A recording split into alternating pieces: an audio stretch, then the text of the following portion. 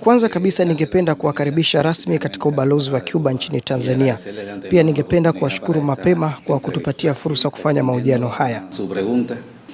Kujibu swali lenu, leo familia za Cuba zinakabiliwa na hali ngumu sana ya uchumi na pia zinakabiliwa na hali ngumu sana ya nishati.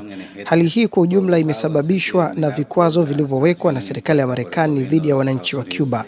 Lakini hali ambayo wananchi wa Cuba wanaishi leo si matokeo ya hatua za hivi karibuni za uchokozi kutoka kwa serikali ya Marekani pekee, bali ni mkusanyiko wa muda mrefu wa sera ya uchokozi, unyanyasaji na juhudi za kuibana Cuba, sera ambayo imekuwa ikitekelezwa na serikali ya Marekani kwa zaidi ya miaka 70.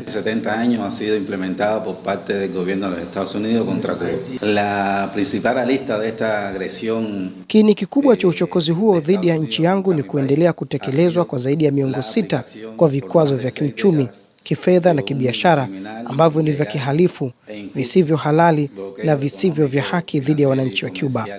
Mbali na kuwa ukiukwaji wa wazi wa sheria za kimataifa na sheria za biashara, pia ni ukiukwaji wa haki za binadamu za wananchi wa Cuba. Vikwazo hivyo vimekuwa na athari kubwa sana hasi kwa maendeleo ya uchumi wa nchi na vimeathiri moja kwa moja maisha kila siku ya wananchi wa Cuba. Vikwazo hivi ambavyo vimekuwepo kwa zaidi ya miaka 70 vimeendelea kuimarishwa na serikali mbalimbali za Marekani katika kipindi chote cha historia yake. Na hivi karibuni, kuanzia muhula wa kwanza wa Rais Donald Trump, zaidi ya hatua mpya 240 zilipitishwa za vikwazo vya kiuchumi dhidi ya wananchi wa Cuba. Hatua hizo zilimaanisha kuongezeka kwa kiwango ambacho hakijawahi kushuhudiwa cha vikwazo vya kiuchumi vya Marekani dhidi ya Cuba. Kwa hiyo, utekelezaji wa hatua hizo zaidi ya 240 za vikwazo vya kiuchumi tangu muhula wa kwanza wa Rais Donald Trump umekuwa na athari kubwa sana hasi kwa uchumi wa Cuba. Na hatua hizo ziliendelea kutekelezwa hata katika kipindi kigumu zaidi cha janga la Uviko 19 na pia ziliendelea kubaki katika kipindi chote cha utawala wa Rais Biden.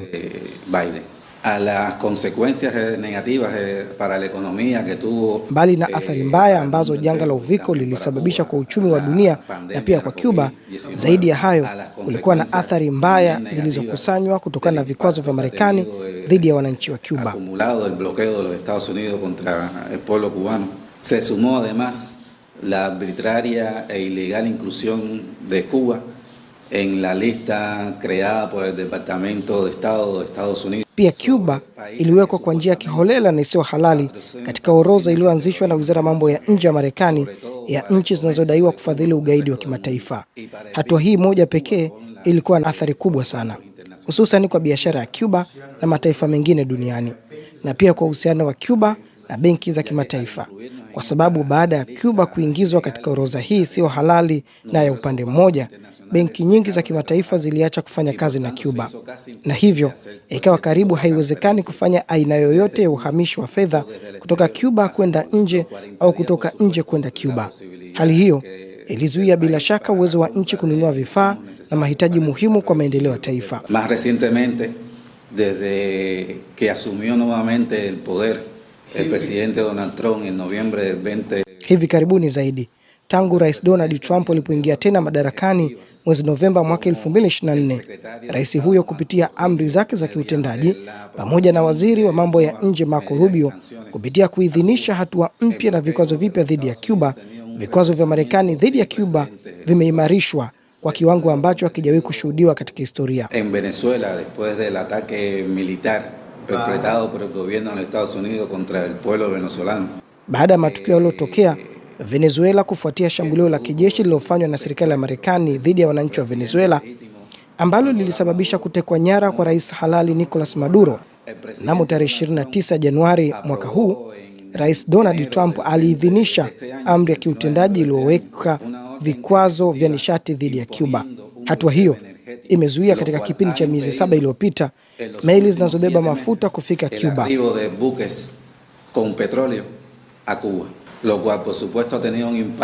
Hali hiyo bila shaka imekuwa na athari kubwa sana kwa uchumi wa nchi. Pia imeathiri uzalishaji wa umeme nchini na huduma za usafiri wa umma.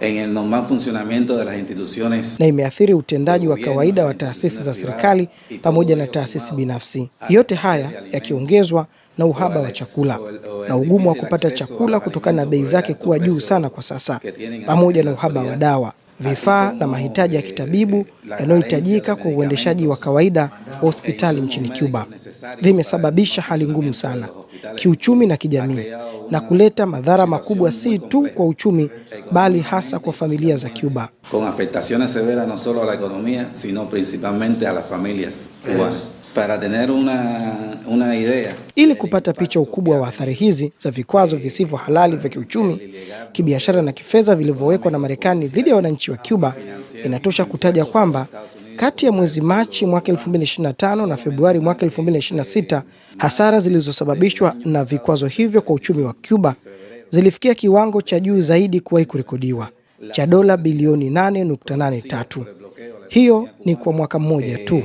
Na kama nilivyosema, jumla ya uharibifu uliosababishwa kihistoria na vikwazo vya Marekani ni kiasi kikubwa sana, zaidi ya dola bilioni 178.7 kwa kuzingatia viwango vya sasa vya bei. Nafikiri si lazima kueleza ni maendeleo gani ya kiuchumi ambayo Cuba ingeweza kuyafikia kama ingekuwa na fedha hizo ambazo imezipoteza kutokana na vikwazo vya Marekani. Lakini pia ni mambo ambayo Cuba ingeweza kuyafanyia mataifa mengine duniani kama sehemu ya mshikamano wa kihistoria ambao Cuba imekuwa ikiutekeleza kwa mataifa mengi duniani ikiwemo mataifa ya Afrika. Pamoja na utekelezaji wa hatua mpya zilizochukuliwa na serikali ya Donald Trump, madhara ya kibinadamu yaliyosababishwa kwa wananchi wa Cuba yameongezeka kwa kiwango kikubwa sana, yakiwa na vikwazo vikubwa kwa uwezo wa watu binafsi, wa familia na wa jamii kwa ujumla katika maendeleo ya nchi na maendeleo ya watu binafsi. Na bila shaka, huu umekuwa ukiukaji mkubwa na wawazi wa haki za binadamu za wananchi wa Cuba. Kile ambacho serikali ya Marekani inafanya dhidi ya wananchi wa Cuba ni adhabu ya pamoja kwa wananchi wote, inayolenga kusababisha mzozo wa kibinadamu nchini mwetu. Mzozo huu wa kibinadamu ambao baadaye unaweza kutumiwa kuhalalisha uingiliaji wa kibinadamu wa serikali ya Marekani na hata uingiliaji wa kijeshi. Ningependa kutaja mifano michache tu halisi ya athari ambazo vikwazo vya kiuchumi vya serikali ya Marekani vimekuwa navyo kwa wananchi wa Cuba. Kama nilivyotaja tayari, katika miezi 6 iliyopita, a Cuba ha entrado solamente un barco de petróleo proveniente de Rusia. Cuba imepokea meli moja tu ya mafuta iliyotoka Urusi kutokana na kuwekewa vikwazo vya nishati na serikali ya Marekani. Ili kuhakikisha nchi na uchumi wa Cuba vinafanya kazi kama kawaida, nchi inahitaji angalau meli 8 za mafuta kila mwezi. Kwa hiyo, ni rahisi kufikiria matokeo yaliyotokana na hali hiyo kwa nchi na kwa wananchi kushindwa kupata mafuta kwa kiwango kinachohitajika. Hii ni moja ya matokeo ya moja kwa moja vikwazo hivi vya nishati. Ni kukatika kwa umeme kwa muda mrefu nchini, hali ambayo inaathiri familia za Cuba, lakini pia inaathiri hospitali, vituo vya elimu na maeneo ya kazi, na pia inaathiri usafiri wa umma. Kwa hiyo watu hawana namna ya kufika sehemu zao za kazi, shuleni au vyuoni, wala kupata huduma muhimu kama vile hospitali au huduma katika matawi ya benki. Hii inaonyesha kwamba vikwazo vya nishati vimesababisha athari mbaya katika sekta zote za uchumi wa nchi.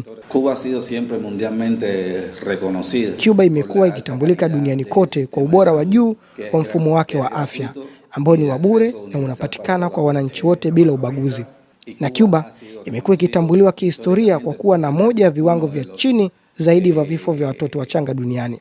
Basi kutokana na utekelezaji wa vikwazo vya kiuchumi na vikwazo vya nishati dhidi ya Cuba, katika kipindi cha miaka 5 iliyopita, Cuba ilitoka kuwa na kiwango cha vifo vya watoto wachanga cha 4.0 kwa kila watoto 1,000 waliozaliwa hai hadi kufikia 9.2 kwa kila watoto 1,000 waliozaliwa hai.